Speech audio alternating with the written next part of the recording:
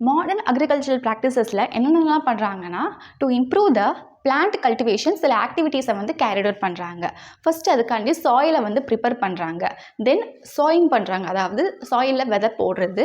அதுக்கப்புறமா application of manure and fertiliser. Manure அப்படின்னா plant waste or animal waste, இதை வந்து டீகம்போஸ் பண்ணி சாயிலுக்கு நம்ம கொடுத்தோம் அப்படின்னா பிளான்ட்டோட க்ரோத் அண்ட் ப்ரொடக்டிவ்னஸ் இம்ப்ரூவ் பண்ணும்.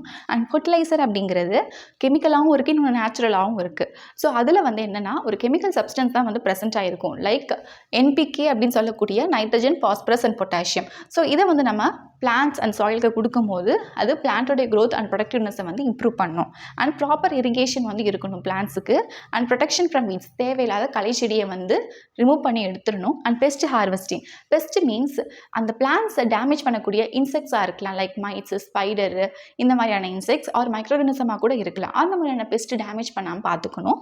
அண்ட் த்ரெஷிங் அப்படின்னா கதிர் அடித்தல். ஃபஸ்ட்டு நம்ம அந்த வீட், ரைஸ் இதெல்லாம் வந்து நம்ம ஹார்வெஸ்ட் பண்ணிவிட்டு அது பண்டில்ஸை நம்ம கெட்டிக்கிட்டு அதை நம்ம தரையில் போட்டு அடிக்கும் போது அதுலேருந்து செதறி கீழே விழும், அந்த வீட் ஆர் ரைஸ் இருக்கட்டும். அதுக்கு பேர் தான் வந்து த்ரெஷிங் அப்படின்னு சொல்லிடக்கூட கதிர் அடித்தல். அண்ட் அட் லாஸ்ட்டாக வந்து அதை ஸ்டோரேஜ் பண்ணுவோம்.